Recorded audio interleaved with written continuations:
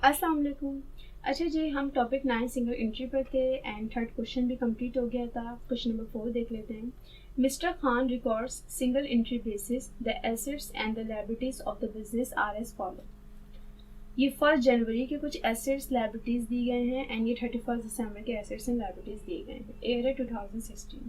Other information जो कि additional data भी कहलाता है, एडजस्टमेंट डेटा भी कहलाता है, जो कि ये दिया गया है। यहाँ पे 4 एडजस्टमेंट है, बस 4 ही एडजस्टमेंट है।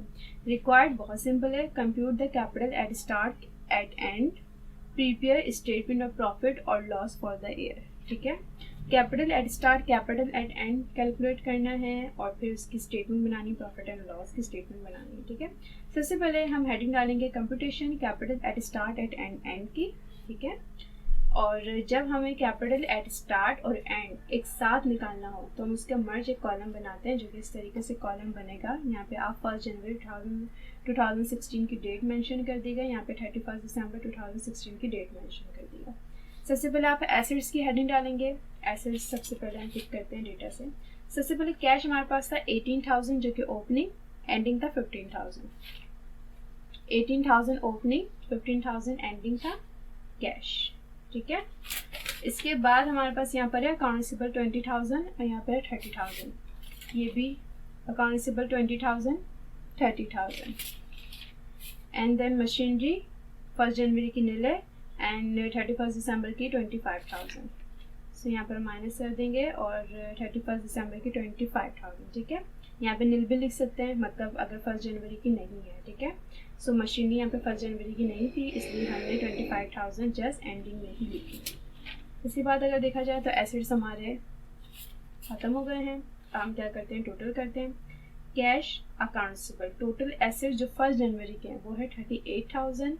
एसेट्स वो cash, account receivable, machinery, total assets जो 31 दिसंबर के हैं वो है 70,000। लेस लायबिलिटीज, सबसे पहले हमारे पास यहाँ पे अकाउंट पेबल है जो कि 30,000 और यहाँ पे है 40,000।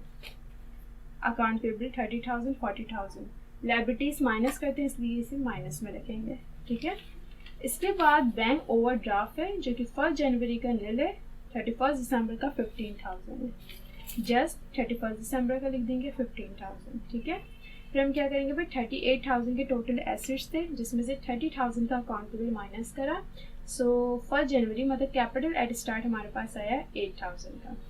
फिर टोटल एसेट जो 31 दिसंबर के थे वो 70,000 के थे। लायबिलिटीज में यहाँ पे अकाउंट पेबल था जो कि माइनस कर देंगे, बैंक ओवरड्राफ्ट था जो कि माइनस कर देंगे।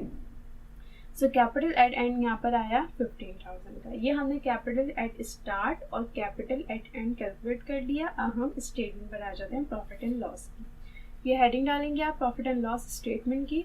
प्रॉफिट एंड लॉस स्टेटमेंट जो है वो कैपिटल एट एंड से स्टार्ट होती है, जैसे कि हम लिखेंगे यहाँ पे कैपिटल एट एंड।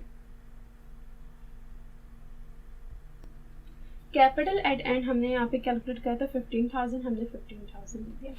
यहाँ पे देखेंगे ड्राइंग तो नहीं है हमारे पास, एडिशनल इन्वेस्टमेंट है, अलाउंस फॉर बैड डेट है, डेप्रिसिएशन है, अक्रूड इंटरेस्ट है। ड्राइंग तो नहीं है भाई, क्या करें भाई, ड्राइंग अगर नहीं है तो हम क्या करेंगे, यहाँ पर तो हम नहीं रखेंगे ड्राइंग।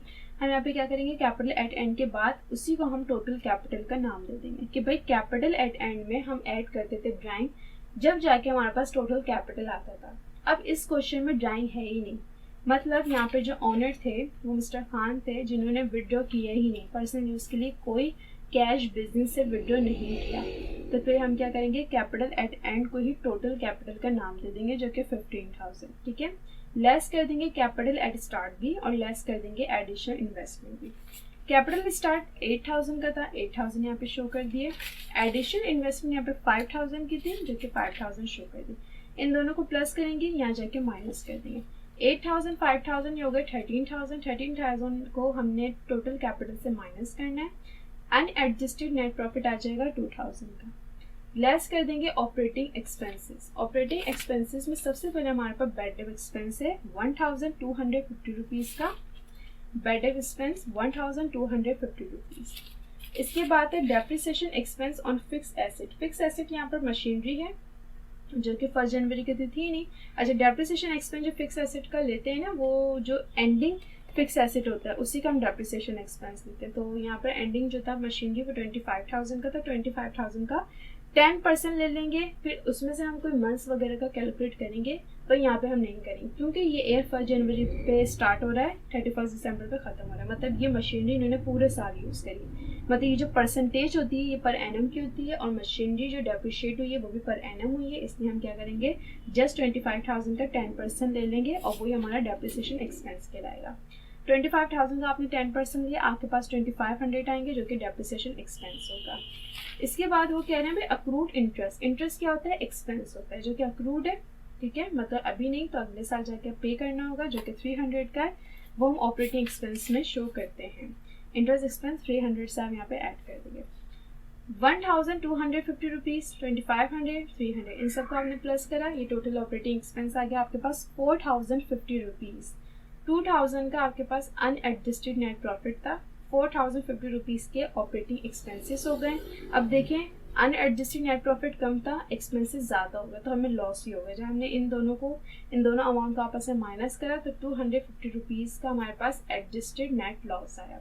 ज़रूरी नहीं है कि स्टेटमेंट हम बना रहे हैं प्रॉफिट एंड लॉस की तो हमें प्रॉफिट ही हो, हमें लॉस भी हो सकता है, क्योंकि यहाँ पे देखा जाए तो लिखा जाता है कि स्टेटमेंट बनाए प्रॉफिट की या लॉस की। मतलब जो स्टेटमेंट आप बनाएंगे उसमें हमें प्रॉफिट भी हो सकता है, हमें उसमें लॉस भी हो सकता है। सो क्वेश्चन नंबर 4 जो था उसमें हमें जो है वो एडजस्टेड नेट लॉस हुआ जो कि 2,050 रुपीज़ का। सो ये क्वेश्चन जो है वो हमारा कंप्लीट हो गया है। क्वेश्चन नंबर 4 में जो है देखिए रिक्वायर्ड जो थी ना वो कैपिटल एट स्टार्ट एंड की भी थी। हम इसको खुद कैलकुलेट करते हैं, हमें रिक्वायर्ड में नहीं कहा जाता, लेकिन यहाँ पे रिक्वायर्ड है। प्रॉफिट एंड लॉस की जो स्टेटमेंट हम बनाते हैं उसमें capital eight start capital eight and हमें चाहिए, ठीक है। अगर ये नहीं है तो हमें इसको कैलकुलेट करना होगा, चाहे हमें रिक्वायर्ड में कहा जाए या नहीं कहा जाए। यहाँ पे तो हमें वाज़ेह तौर पे कहा था कि भाई capital eight start capital eight and calculate करें, लेकिन कहीं पे नहीं कहा जाएगा। जैसे हम क्वेश्चन नंबर 1, 2, 3 में जो हम कैलकुलेट करते आए हैं, हमें रिक्वायर्ड में नहीं कहा था कि हम कैपिटल एट स्टार्ट कैलकुलेट करें, तो हमने खुद कैलकुलेट करा। तो ये दो चीज़ें जो है वो हमें खुद कैलकुलेट करनी होती हैं, ठीक है। क्वेश्चन नंबर 4 जो है वो आप लोग का कंप्लीट हो गया है।